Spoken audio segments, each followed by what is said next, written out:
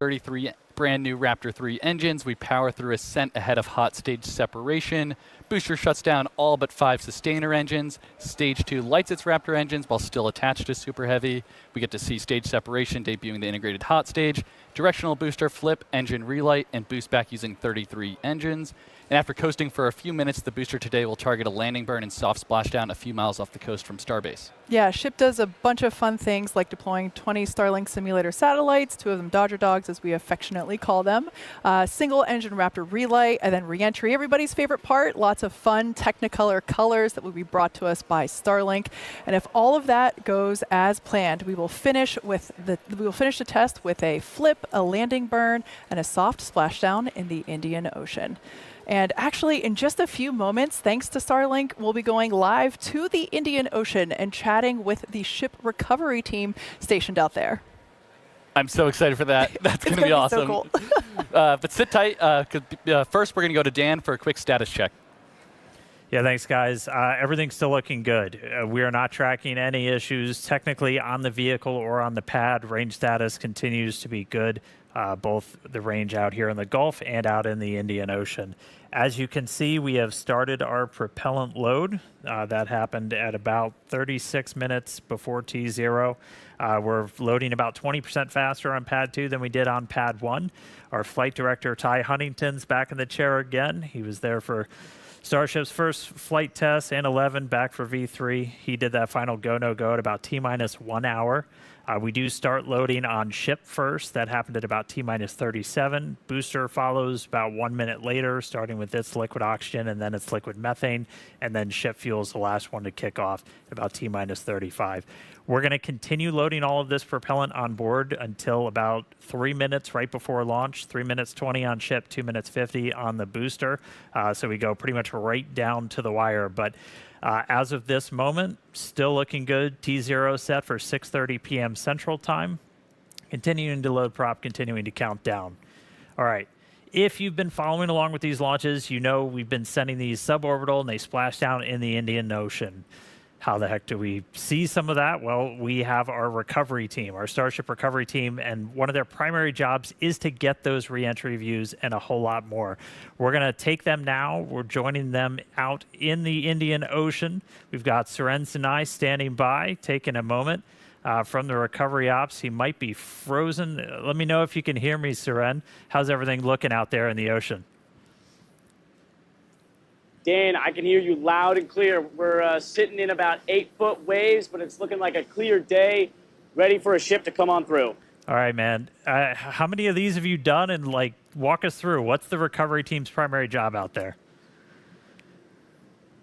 I've done 6 and now 7 of these missions, and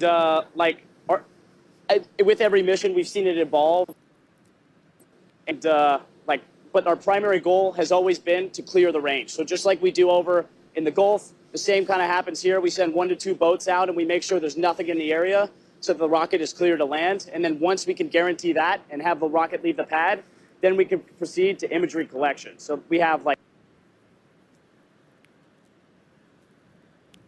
All right, we'll see if we can get him back, but they're out there in the Indian Ocean. I think everyone's familiar. They've got the buoy cams. They've got the drones that are going to be going up, so we're going to be cutting back to them live once they get. They've been doing some practice stuff. We've been able to shoot some of this. So there you can see Suren getting those buoy boats. So they're basically out there. They're deploying these boats in the splashdown zone. If you get a live view from one of these boats, that tells you that we're pretty much nailing our target on that. And then Suren and a couple of our other recovery folks out there are going to be flying drones to hopefully get that imagery of Starship coming back. It's super critical for us to see just how that heat shield performed after reentry, and just having them out there remote, just in the middle of nowhere, plays just a really critical role in just rapid iteration on Starship and its heat shield. So looking forward to hopefully seeing some views from them a little bit later. But for now, let's head back down to Kate and Jake for the latest progress at Cape Canaveral in Florida. Thanks, Dan. Now, if we want to get to the moon and then Mars as fast as possible, there's really only one answer: launch a lot more rockets. Yeah, and to do that, we're going to need a few more launch pads and support buildings, which is exactly what we're working on over in Florida. So originally built for Apollo and then the Space Shuttle, Launch Complex 39A has flown 126 Falcon missions since SpaceX reactivated the pad in 2017. Yeah, it's crazy that it's that many. Fun fact, I actually hosted the live webcast for our very first launch at Pad 39A, and it was so exciting to see that come back to life. It's also exciting to see how today, almost 10 years later, the ongoing construction and development that will bring a second launch tower to Launch Complex 39A. You can see it ongoing there on your screen. It's designed to expand our capabilities to support Starship launches in the future, while also continuing to support Falcon Heavy missions from the original Apollo Shuttle Falcon launch tower. Yeah, and we're also building a Starship launch pad at Slick 37.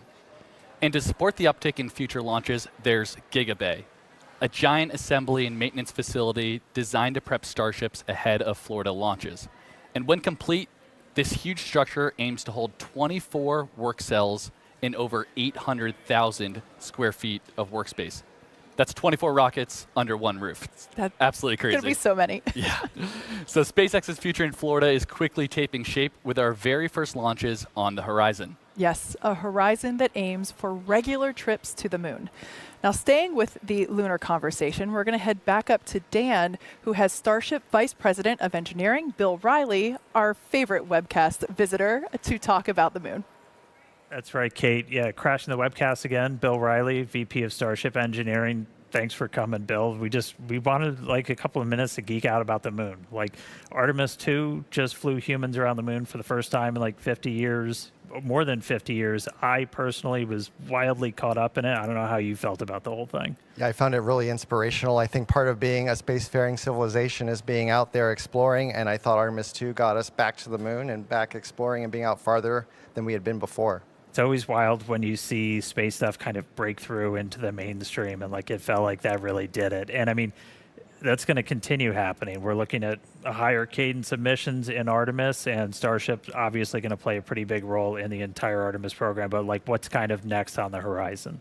I think what's exciting about Artemis 3 is you'll see the landers introduced now. So maybe we're talking to NASA about doing an Earth orbit rendezvous where the Starship-based lander could be in proximity to Orion or even more. I think that's really the next step. Prove out those landers close to home in Earth orbit, and then looking ahead, going to the moon. And we're debuting V3 now, and just some of the stuff that's now on this version of Starship is going to directly enable some of that, or it's planned to, correct? That's right. So V3 is exciting because it really introduces it's designed to introduce all these fundamental foundational features that allow us to go out past the Earth. So for example, there's many features, but some that are visible are the docking adapters below the PEZ door that you'll notice on the as-built ship. And then as we look out past V3, there's other configurations of Starship. There is a tanker that takes the propellant to dock with the lander that will land on the moon. And think of the on-orbit propellant transfer is sort of like the gas station in the sky. And then that gas station will be what we call the depot. And then the plan now, and the plan's been, but it's really emphasized now, we're not just going for flags and footprints, we're talking permanent infrastructure on the moon, right? That's right. We have to build up to that capacity. So the first landers will be, a new set of boot prints to kind of start a new generation of explorers. Then we'll build into cargo landers like you see here, maybe bringing down a rover to the surface. Some infrastructure might even be staying inside the landers. And then as we look to an even brighter future, having a permanent presence in a moon base. Yeah, I'm ready for the moon base. I need to go to the moon. That's definitely in my mind. It sounds like a hell of a week-long vacation or one heck of a trip. But, and I mean, this is the next step on making life multiplanetary, right? Absolutely. It's literally the next planetary body we need to get to. So. All right. Well, thank you so much, Bill. I'm going to let you jump back in there as we get ready to launch this rocket. Thanks for nerding out on the moon with me for a couple of minutes. But we're not done. We got a little bit of more cool news. Stick around. Last year, the From 2 crew made history. They were the first astronauts ever to explore Earth's polar regions from space in Dragon. I got to catch up with that mission commander from that, Chun Wang. He was visiting one of the most remote places on the planet, and he had some exciting news.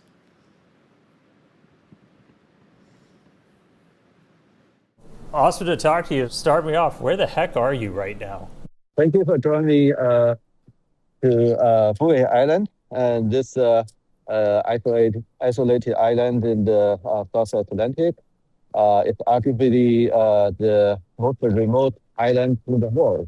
It looks super isolated. You're only there with a couple of people. Kind of feels like a space mission to me. So let's just jump right in. You are going to be on the first interplanetary mission on a starship. So it's going to be a flyby mission of Mars. So a lot of people are talking about how Mars will be like. We're going to fly to Mars, we're going to land on Mars, we're going to build city on Mars. But let's get it started with a flyby.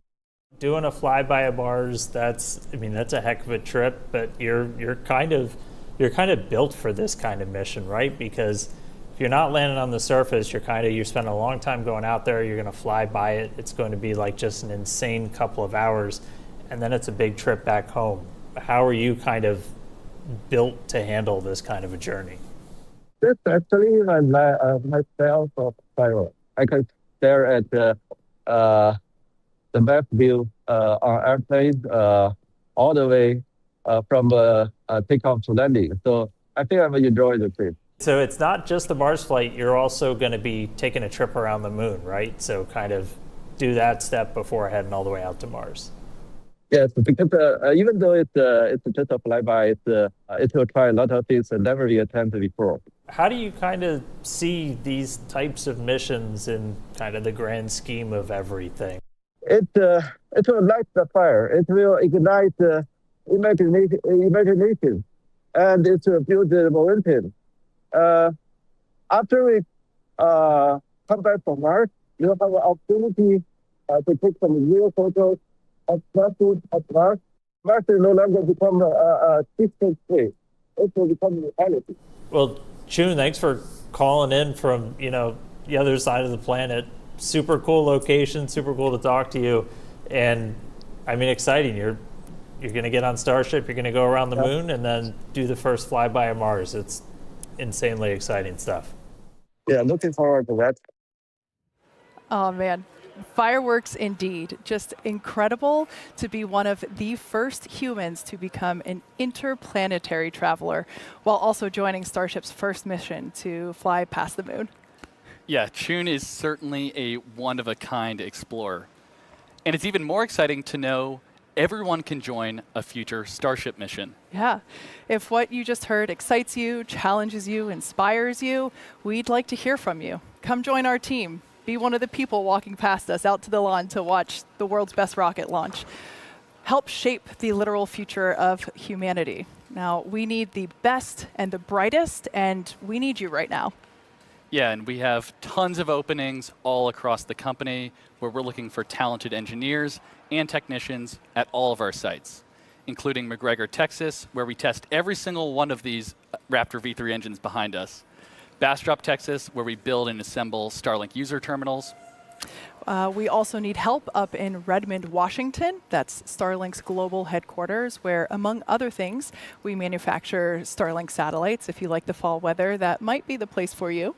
And as you've seen throughout today's show, there is a tremendous amount of activity happening right here at Starbase, Texas. Here and everywhere, it's all part of the incredible opportunity that we have to build the future of humanity. Yeah, so if you're interested, visit spacex.com/careers to see these and all of our other openings.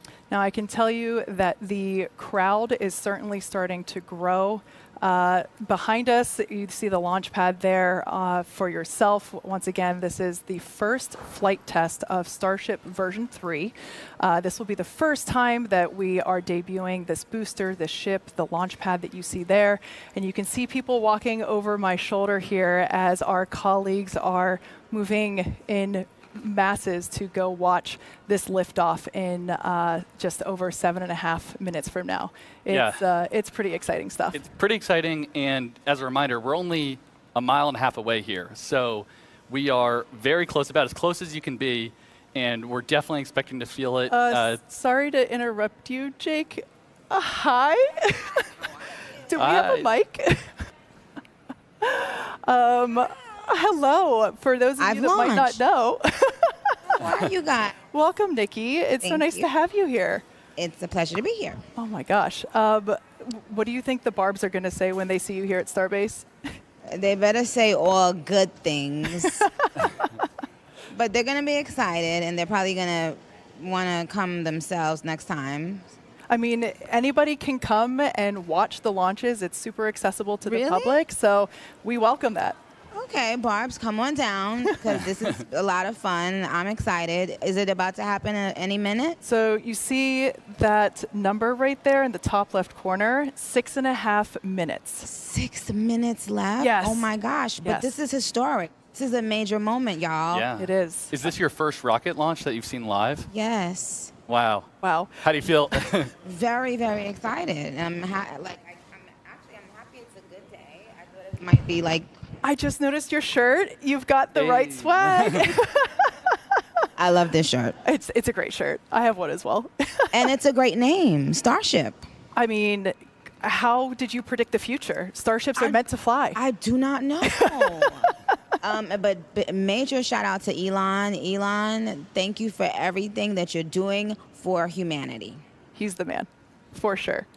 Okay. Well, thank you so much. All right, I'll see we you got, guys We want to watch later. the launch with you, Okay, yes. so we'll take this back because this is too loud to take outside. Wow, what a moment. And with that, great timing. We're now at 5.5 minutes. This brings us into terminal count. Dan, man, the anticipation is certainly growing here in the lobby and out on the lawn. What is it like up there? Yeah, we are ready to go. We are getting into the final phase of our propellant loading. We are almost entirely full on ship on our main, still doing the header tanks, and we're looking well in excess of 90% of the booster, so we are looking good. Still not tracking any range, any weather issues today, not tracking any technical problems on the vehicle, on the launch pad, looking good for liftoff in just under 5 minutes.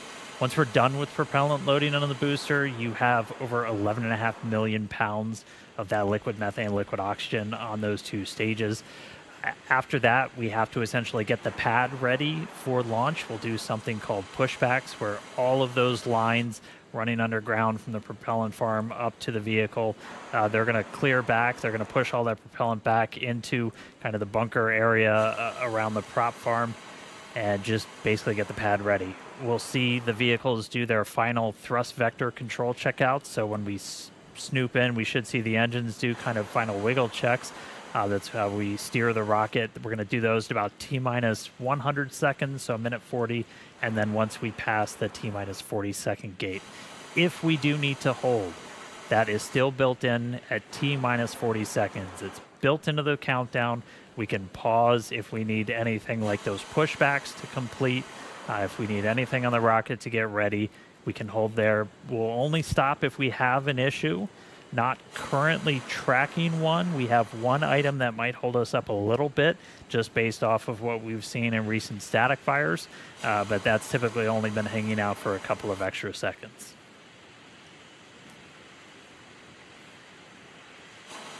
And then once we pass T-minus 40 seconds, a lot of things will happen in rapid succession.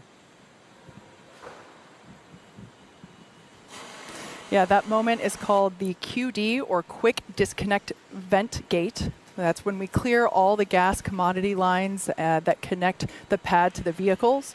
Both the ship and the booster configure their comm systems for flight and are rapidly running leak checks on gas and fluid tanks. The booster goes to internal power and its engines get their final priming for launch, while the ship's engines begin their ascent bleed profile and arms the automatic flight safety system. Yeah, and once we pass T-minus 40 seconds, we still have the ability to rapidly recycle the count under certain conditions back to T-minus 40 seconds and hold there to assess what happened, review the data, and decide if we can proceed again all the way down to T0. We estimate we have around 5 minutes of hold time there.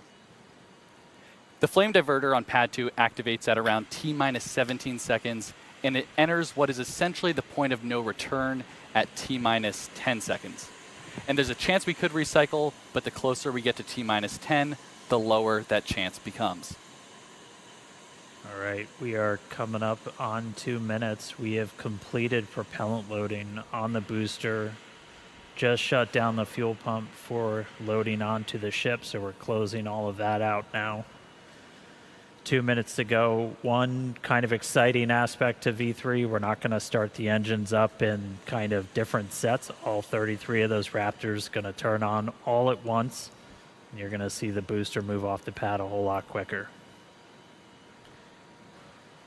Once again, if you've just joined us, this is the first flight for version 3 of Starship. The ship, which is the upper part, the black part there at the top, the booster, which is the part below that, have been completely redesigned, as well as the launch pad that you see it sitting at, as well as the engines that power both the ship and the booster. Today's test flight is a massive step forward in our developmental program. All right, and we're coming up here on T minus 1 minute. So let's go to the pad and let the rocket do the talking as V3 fully comes alive. T minus 1 minute.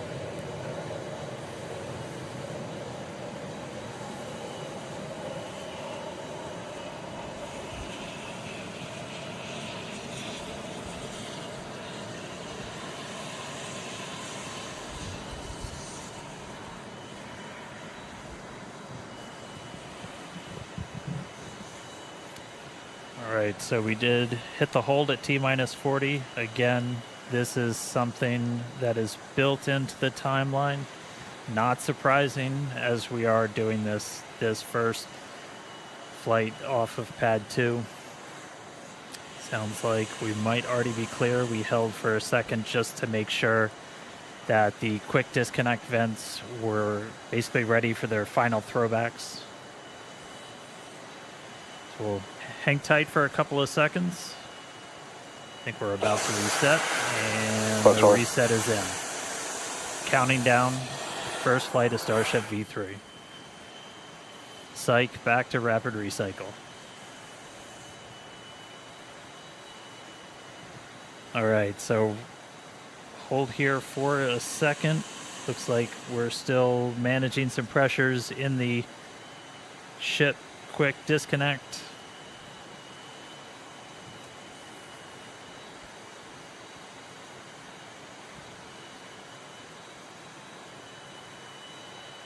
All right, still going to hang out for a couple of seconds here at T minus 40. Again, not surprising. This is new vehicle, new pad, doing all these things for the very first time. Right now we are holding, looking at some pressures in the quick disconnect, and hold reset, and we're rolling.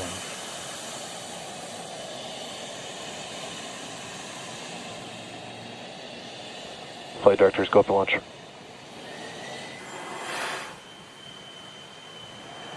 Back to rapid recycle, so we're going to hold at T minus 40 again.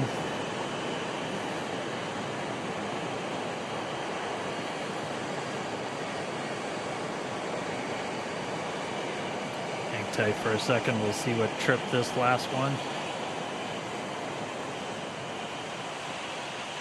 A reminder, we can hang out for quite a few minutes at T minus 40 if we need the extra time.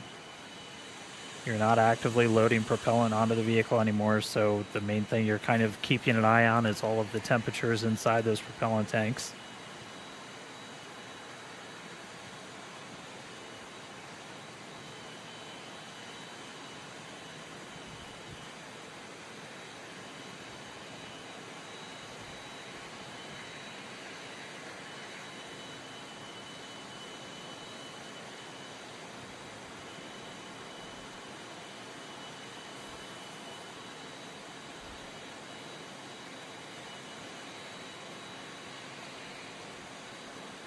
All right, we're continuing to hang out here at T minus 40.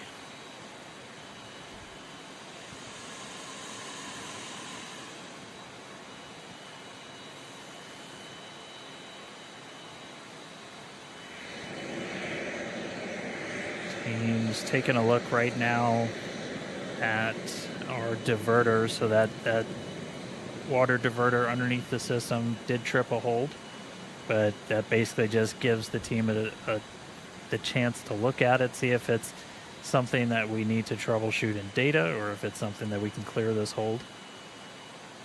So continuing to hang tight, T-minus 40 seconds. Starship and Super Heavy fully loaded on the pad. Clock is rolling.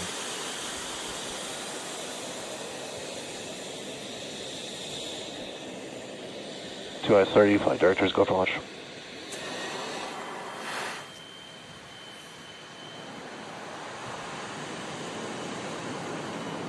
And we kick back to rapid recycle again.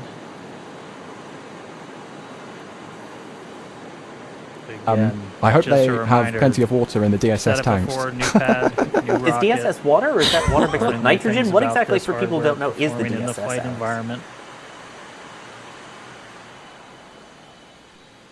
Sorry, Alex, Taking I a was look at listening some into of the the update. sensors But yeah, yeah. on the Yeah, no, it's okay. I'm just arm that it's manages getting the to the quick point where it's disconnect a to the little bit ship. funny. Don't laugh Yeah. and don't say the S words. All those people that No, are on the yeah. chat need to be banned for saying that. Nope, they're Promise still we're trying. not It's just just a trying to hold. prolong the anticipation. Team's And again, taking like a you look. mentioned, this isn't Falcon 9. They can hold, and they are holding. So they still are. They're going to try this. It seems like Got a until couple they more light those minutes engines, they're going to where we keep can trying hang out here. Again, it's not an unlimited time 100%. to We are pause at still T-minus standing by 40. for We're keeping SpaceX's Few more next minutes. move. propellant temperatures inside the vehicles. A few more minutes that they So can we've got hold in this point Probably about 3 minutes until the or so propellant left temperatures of are hold time. off limits, basically. Okay. About 3 So- minutes left in the hold time. Teams taking Fingers a look crossed they can at resolve hold the that problem. tripped on Sounding like it's a problem with the that arm flame for the quick disconnect diverter. on That the is, of course, tower.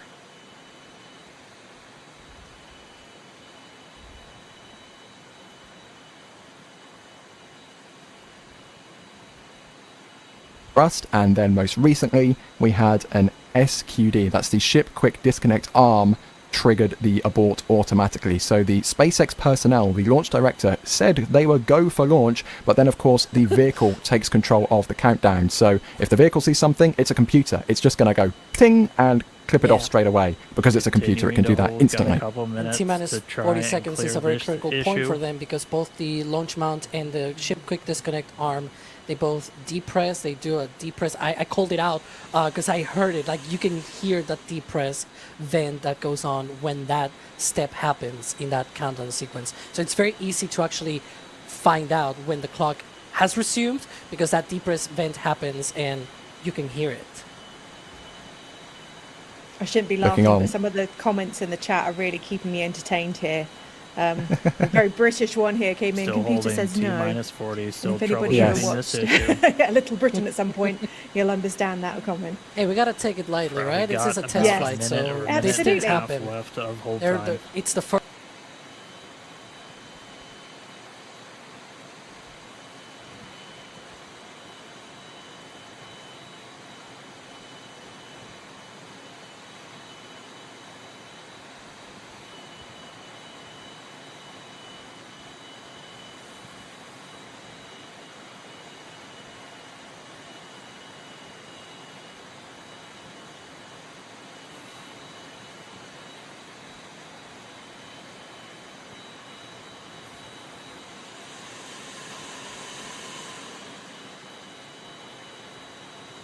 Flight control team confirmed, still working through the issue. Still have a short amount of hold time still remaining.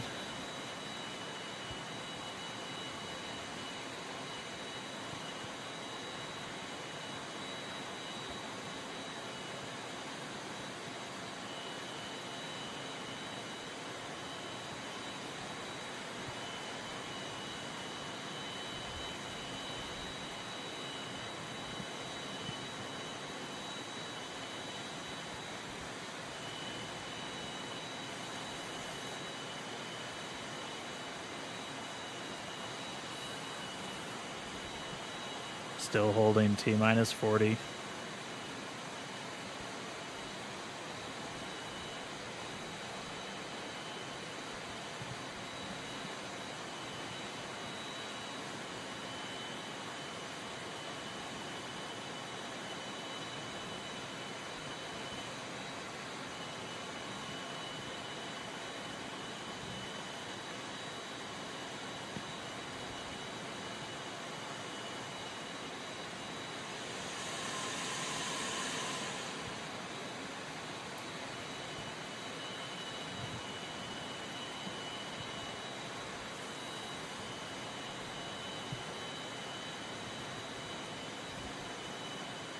All right, still continuing to hold here at T minus 40. While we do that, the team's looking at temperatures of the propellant inside those tanks. We kind of check that against simulations that we've run in the past. There's some margin in those. We're still holding, no decision yet.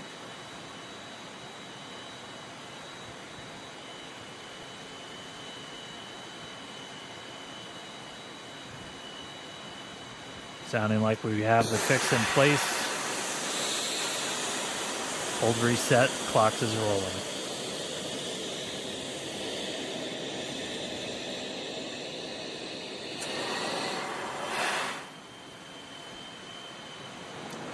And we're back into rapid recycle.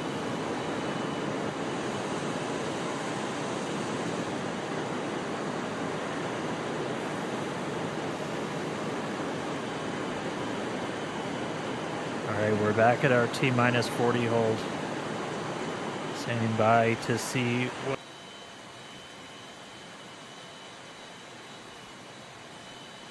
All right, it is sounding like we are not going to be able to clear this issue in time today, so we are going to be standing down from a launch. So if you're just now joining us, we got the vehicle totally loaded. We hit a couple of different holds as we worked through that count. Again, new rocket, new pad. We're learning about a lot about these systems as we execute them for the first time, and we're not able to basically troubleshoot all of these issues in those final seconds to get to launch. But that essentially makes this a wet dress rehearsal. We were able to fully load the vehicles, and we're going to take the time now, figure out what tripped us up before launch, and then actually get into a flight tomorrow. We do have the ability to essentially rapidly recycle. We are expecting to be able to make another flight attempt tomorrow, but obviously stay tuned to our social media at SpaceX on X and our website, spacex.com, for updates. So no flight today. We will give it another try tomorrow.